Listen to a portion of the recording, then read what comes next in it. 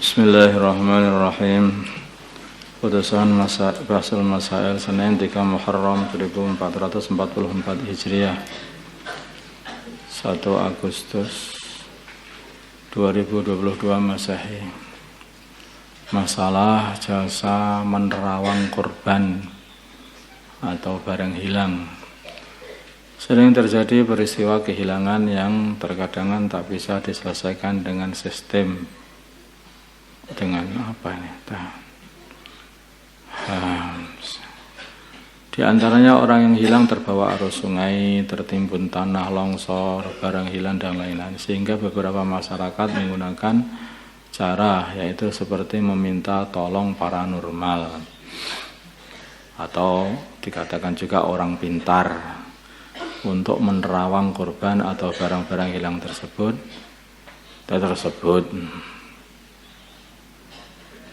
Di sini ini katanya, dan hasilnya banyak di antara korban dan barang hilang yang ketemu. Enggak lah, saudara. Pertanyaan, bagaimana hukum menggunakan jasa paranormal gitu sajalah yang penting. Atau orang pintar dalam upaya pencarian orang atau pencarian barang hilang. Sebagaimana deskripsi di atas. Jawabnya, hukum menggunakan jasanya adalah haram. Karena hukumnya sama seperti mendatangi kahin dan arraf atau tukang-tukang mencari barang-barang hilang itu. Jadi itu banyak dukun-dukun atau orang-orang yang katanya atau bisa disebut juga orang pintar itu, mereka ini banyak yang tidak benar, kadang-kadang harus hati-hati betul itu. Bukan karena mereka tahu juga enggak, tapi mereka itu hanya mengikuti bisikan apa yang terjadi di telinga dia, dan bisikan itu bisikan siapa? Dia nabi juga bukan, wali juga bukan. Dari mana bisikan itu? Bisikan setan atau bagaimana?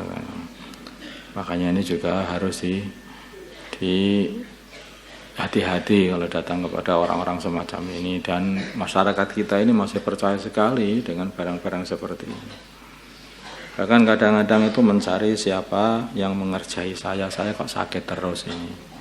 Datang ke dukun maka dikatakan, oh yang ngerjai itu adalah saudaramu fulan. Akhirnya berantemlah di dalam satu keluarga itu, minta ditunjukkan. Jadi dalam satu keluarga besar saling berantem.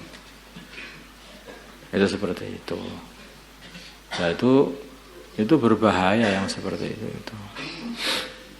Dan mereka ini kadang-kadang itu punya cara-cara ya. Karena orang Jawa, dari mana Tuan? Dari Jawa. Di mana barangnya hilang? Di Jawa. Siapa yang ngambil barang saya kira-kira Tuan? Pokoknya dalam namanya itu ada huruf S-nya. Nah, kalau orang Jawa itu kebanyakan ada S. Sumadi, Sumpeno, Sutina, Sutijan, ya, Soeharto, Suminem, semua namanya orang Jawa. Nanti kalau dari mana Pak? Dari Padang. Cari orang yang kira-kira itu ada namanya ada huruf Z-nya. Orang Padang so hurufnya Z semuanya, namanya kebanyakan itu. Zazizlah Zuar, tidak Zuar, Azwar misalnya. Orang-orang Padang seperti itu. Jadi memang mereka punya trik-trik kadang-kadang seperti itu. Makanya sebetulnya solusinya itu adalah dengan doa. Kalau barang hilang, didoai, minta kepada Allah, sudah ditemukan, sudah selesai. Kan itu aja. Itu yang syar'i itu seperti itu. Baca doa, baca surat Wadduha, itu amalannya orang-orang para ulama dulu. Nanti kan cepat ditemukan. Ya jami'an nas liyamil la raiba fih ijma' baini wa baina dhalati. Nanti kan ketemu. Asal yang membaca itu orang yang punya amalan kuat dekat dengan Allah itu ya makin kuat, makin dekat, makin takwa kepada Allah ya makin cepat ketemu. Gitu. Hanya seperti itu aja. Jangan datang kepada dukun. Gitu. Sebetulnya ada perbedaan antara kahin dengan arraf itu. Kalau kahin ini dukun bedek, ya. Itu bedek-bedek. Dia itu akan menebak-nebak gitu. Perkara-perkara gaib, perkara-perkara yang belum datang, jadi tebak-tebak begini. Kalau arraf ini adalah orang-orang yang mereka ini biasanya untuk nebak-nebak perkara-perkara hilang, barang-barang hilang, orang hilang gitu. Ya itu semuanya hampir sama saja antara arraf dan kahin ini. Hanya saja ada beberapa orang yang ada ketajaman dalam firasat itu. Kalau ditanya barang saya hilang itu, hilangnya di mana? Saya hilangnya di jeding. Kapan jamnya sekian, jam sekian, terus semua informasinya sudah disampaikan kepada dia. Kemudian dia itu akan merasakan atau mungkin punya pengalaman atau mungkin punya firasat itu. Kalau menurut saya rasa-rasanya itu masih belum banyak. Ini yang ngambil barang ya masih orang-orang sini saja gitu lah. Ada kemungkinan. Seperti itu bisa, yang begitu itu boleh bertanya kepada orang-orang yang punya kemampuan atau pengalaman seperti itu. Seperti mungkin polisi-polisi yang sudah terlatih itu mereka itu dengan membaca begini itu kondisi keadaan, mereka bisa menemukan pelakunya gitu loh. Maka ada sekolahnya juga yang seperti itu ada sekolahnya.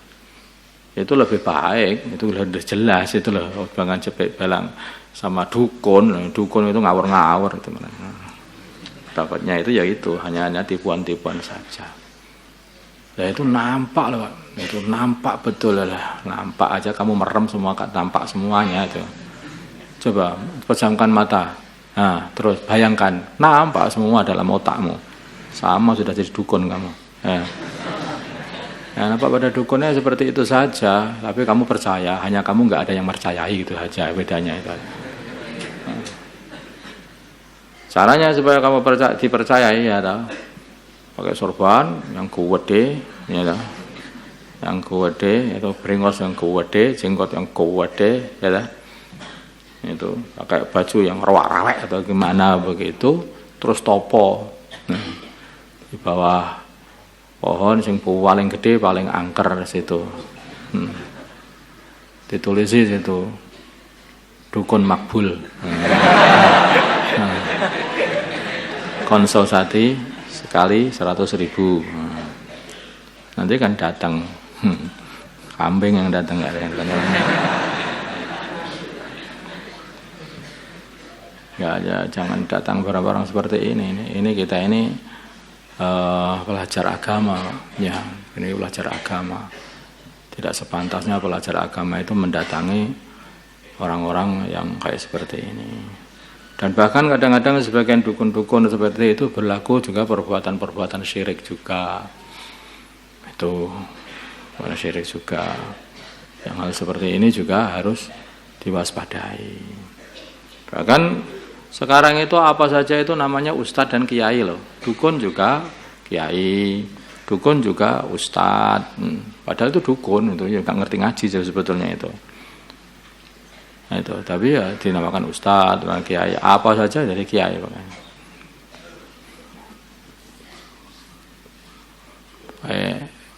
Karena kata-kata kiai ini macam-macam kan gitu.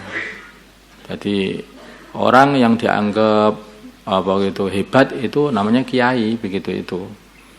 Makanya itu bukan hanya orang, benda yang dianggap hebat semua kiai. Maka ada kiai pleret. Kiai pleret itu keris. Ada kiai selamet. Kiai selamet itu kerbau. Ada kiai ada kiai kita saja. Kiai itu artinya macan. Makanya kamu harus tahu kiai itu apa. Jadi bisa kiai dukun, bisa kiai itu maksudnya ulama, ada kalau beda-beda. Makanya harus difahami. Nah niku ustadz lah. Ya ustadz dukun, duduk ustadz ngaji gitu kan. Dan ini kayak tahu ngaji ini ngaji dukun kadang-kadang. Ya paham ya gitu. Jadi apalagi kita ini orang pelajar agama, jangan datangi orang-orang yang seperti ini. Amalan, doa itu supaya ditemukan oleh Allah itu, atau tanya kepada orang yang pancen ahli di dalam menemukan barang-barang begitu itu yang bukan pakai cara-cara yang aneh-aneh tadi itu. Itu lebih selamat daripada kesalahan. Masalah beli pohon tidak langsung ditebang. Pak Ahmad membeli pohon jati kepada Pak Zaid dengan perjanjian pohon jati baru akan ditebang setelah 5 tahun ke depan. Pertanyaan, bagaimana hukum transaksi jual beli dengan cara demikian? Yang seperti ini boleh aja, nggak masalah. Kan syarat-syaratnya aja. Gimana waktu jual belinya? Bahkan kalau nggak ada syarat ya boleh aja, malah dibiarkan seperti itu sampai akar-akarnya.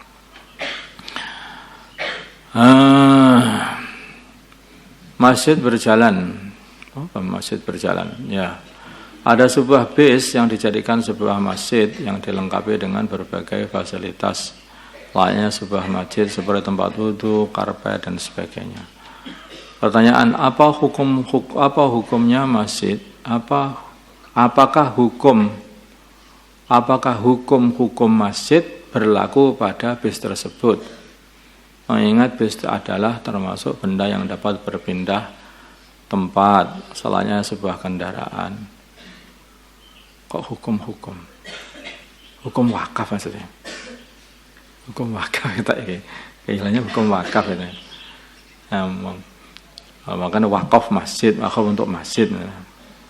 Hukum pewakafan sebagai masjid adalah tidak sah. Ini pertanyaannya kurang pas. Kalau itu maksud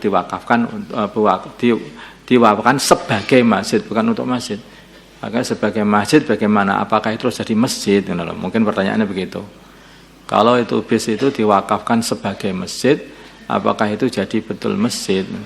Maka hukum pewakafan seperti itu sebagai masjid adalah tidak sah, karena syaratnya harus nggak bisa dipindah-pindah begitu kan. Ya. Beda kalau diwakafkan untuk masjid, nah itu boleh. Ini diwakafkan sebagai masjid, karena itu termasuk benda yang dapat dipindah-pindah. Ya terus bagaimana? Ya tempat sholat aja, musola. Wakafnya itu yang nggak apa. Kalau mau dibuat sholat, buat aja sholat nggak apa-apa. Masalah video call dengan ajnabiyah. Bagaimana hukum video call dengan wanita ajnabiyah, dengan wanita yang bukan mahramnya?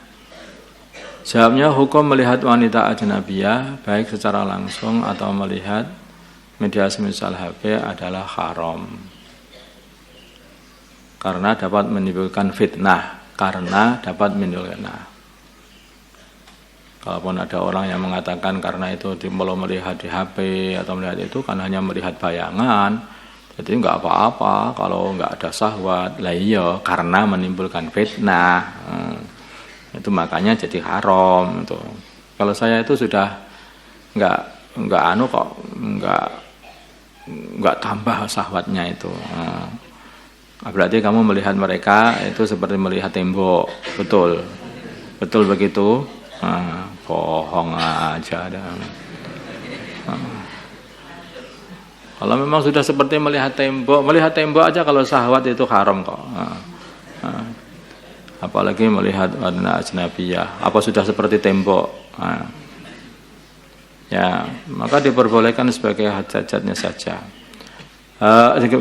Maka hukum video call dengan wanita ajnabiyah karena hal tersebut, ya, karena aku bisa menimbulkan fitnah. Kalau menimbulkan fitnah, maka adalah haram. Kecuali jika ada hajat, maka diperbolehkan sebatas hajat-hajat. Semisal dalam transaksi jual beli ini diperbolehkan melihat sebatas hajat, atau untuk pengobatan, atau untuk persaksian, atau untuk nontoni, nador khidbah. Ya, begitu. Apa-apa yang hati-hati, nanti kalau kita ini hati-hati nanti juga kita selamat. Kalau kita nggak hati-hati, kita ini malah nanti minggir-minggir man khama khawalal khima yusiku ayyaka afi. Kalau orang itu minggir-minggir di tempat tanah larangan, masuk juga nanti akhirnya. Ya, setiap raja yang mempunyai tanah larangan yang tidak boleh dimasuki oleh seseorang, hanya khusus mereka saja. Bila Allah Subhanahu wa taala melarangan-larangan, maka jangan mendekat-dekatkan diri pada larangan-larangan. Zina itu dilarang, pacaran itu dilarang oleh agama. Tapi hal-hal yang mendekatkan kita kepada pacaran, mendekatkan kita kepada perzinaan, itu mesti harus dijauhkan. Walaupun kemungkinan itu masih halal ya, tapi dijauhkan. Nah, karena itu bisa membahayakan. Kadang-kadang meninggalkan halal itu penting loh, demi untuk menjauhkan diri dari haram. Kok mesti orang itu wong tak halal aja? Iya, boleh aja, halal aja. Halal makan banyak Pak ya, makan banyak jadi halal ya. Tapi ketika makan banyak syahwatnya naik, begitu naik bingung tidak ada istri. Nah, apa akhirnya jadi haram kan? Nah, tidak jadi haram. Maka orang-orang soleh zaman dulu itu sengaja meninggalkan sebagian halal karena takut nanti kena haram. Nah, haram. Begitu.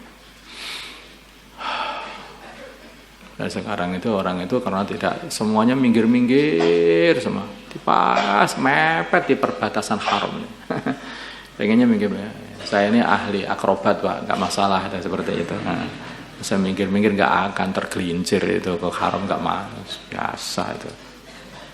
Ya, kelihatannya kok sudah tergelincir, makanya nggak akan tergelincir lagi. Kalau sudah jatuh, mau jatuh lagi, mau jatuh kemana? Maka sudah jatuh. Kalau orang itu masih di pinggiran, dia itu mesti orang khawatir.